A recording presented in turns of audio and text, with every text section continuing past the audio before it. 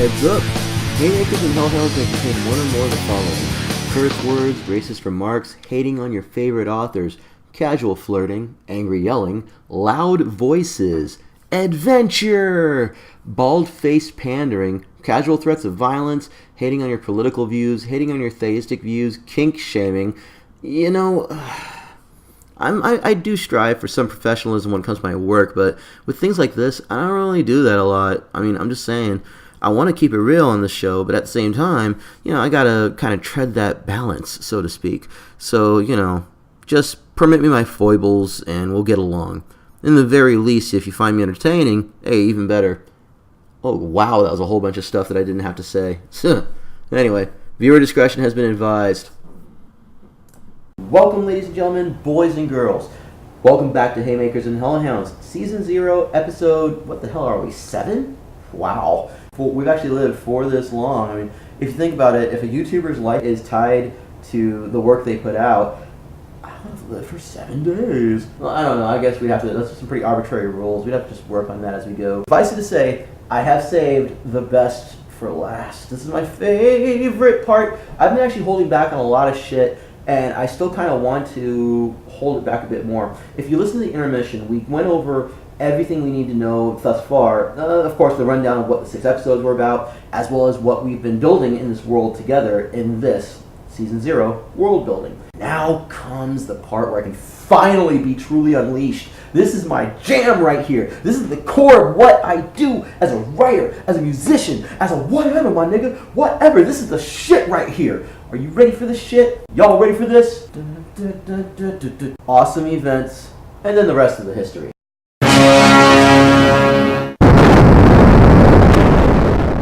I have issues.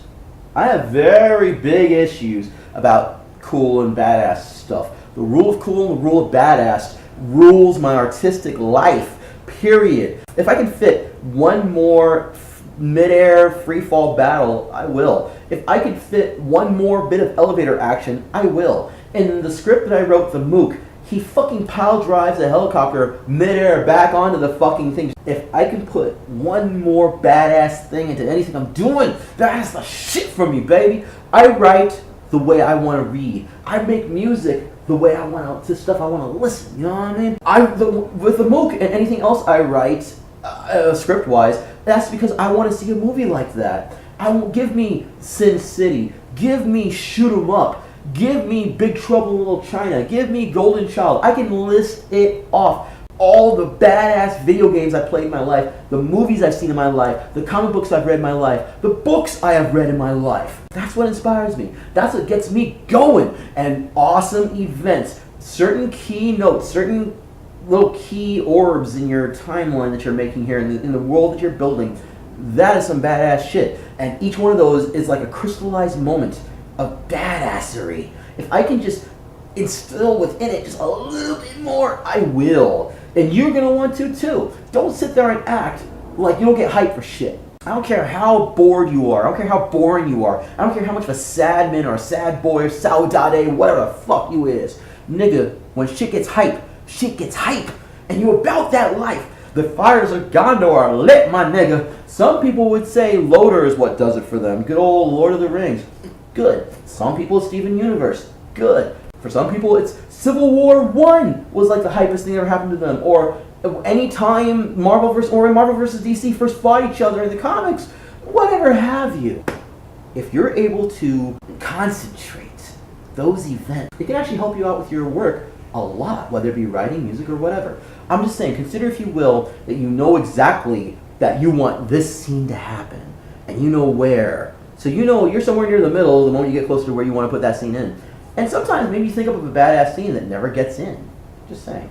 One of the things I mentioned early on in this series was I really wanted a Animatrix situation to occur from whatever the hell that one episode from the Animatrix is, the one where they're recounting the history before the Matrix itself, and they were fighting in the dark, the robots and the humans, and it was the grungiest, most heavy metal bullshit ever. It was so brutal. I want something like that in this, and I would want it fairly early, maybe somewhere during the narrative when they're first describing the world or some such. I would put it there, about the battle between the human domain when they finally just like publicly went, fuck everything, we're taking it.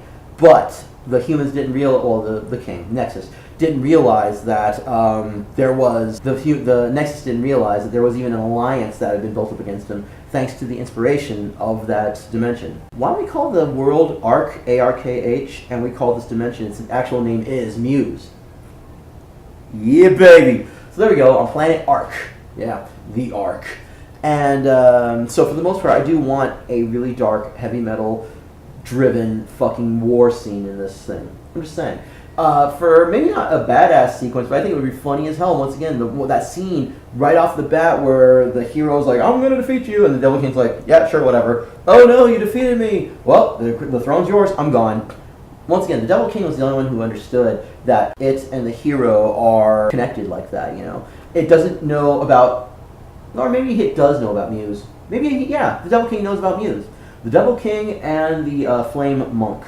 Yeah. Now, the thing about it is, if you're going to be considering the history of your world, now we're going to go into backstory. If you're going to consider the history of your world, then do consider what kind of awesome events can you put in. Not just maybe a badass sequence, a badass blacksmithing, it doesn't have to be fighting. It could just be something like really kick-ass. You know, that one song, Thundershield, by Thundershield, there was that one part where he's like, where was it? Thunder crashes on every strike. Yeah, that was it. Days and weeks and months go by, pounding away at the sacred steel. Thunder crashes with every strike. For me, in my head, I literally see just this. Well, actually, I see Cerberus from Anubis unit, but whatever. It's this badass blacksmith that's just doing his thing, and like, you know, with the metal. And during thunder crashes with every strike, he's like raising up the hammer, like, yeah! As lightning crashes right onto the hammer, and then he's just pounding out the steel. And to me, that sequence is badass. Like, I'm saying that's a good ass fucking sequence. I will work with that. I might throw that into this. So, you know, I'm just saying, one of the things you really do need to consider is what kind of awesome events get you hype. What do you want to get the audience hyped with? Do you want to present to them and really think about it in those terms?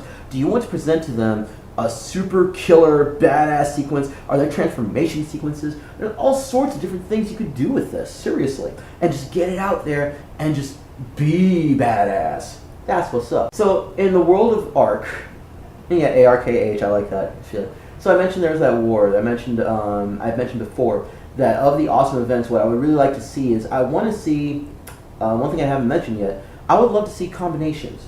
I want to see techniques like, you ever played Suikoden? I fucking love those games. Suikoden was a great RPG. And other games have done this too, where it's like combined attacks, like dual or even triple up attacks. I would love to do something like that with this. I would love to actually have that dwarf cleric and the farm boy. The reason why they survive, in fact, the reason why they thrive, the reason why they're found is because, I don't know, let's say goblins are attacking their farm and they accidentally discover that the dwarf cleric using his earth magic alongside the farm boy peasant using a sword art combined to create a higher tier attack that actually takes out the hobgoblin that's leading the goblins.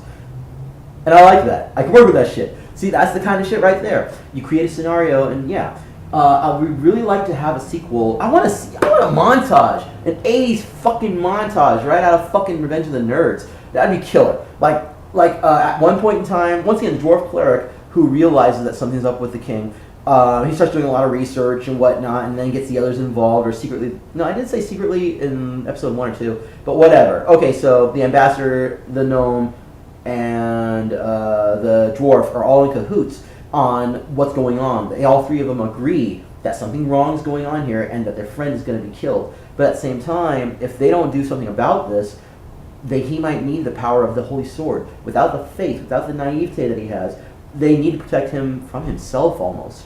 So they're going to have a badass little thing where they're going to visit a Arcanum somewhere. Yeah, Arcanum. Ooh. Oh, baby. You ever heard of Fate's Warning? It's one of my favorite fucking power metal bands out there. Prog metal. No power metal. They went prog later on, but whatever. And there's a song. Oh my god. It was at the end of Fata Morgana, that album. And they even call it Journey to Arcanum. And yeah, so let's call this Arcanum as a nod to them. Hells yeah, bitch.